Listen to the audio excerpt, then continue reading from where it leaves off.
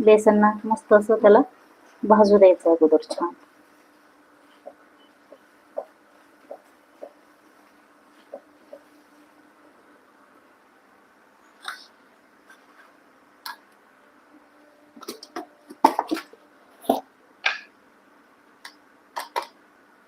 आता यामध्ये टाकूया आपण धना पावडर,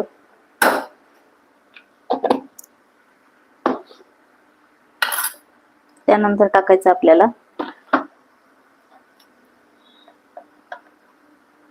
हळद, त्यानंतर टाकूया आपण लाल तिखट.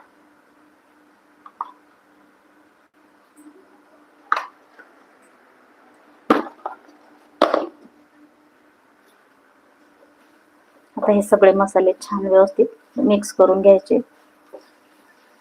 प्लीज सर्वांनी लाईक आणि सबस्क्राईब करत चला, ही माझी विनंती.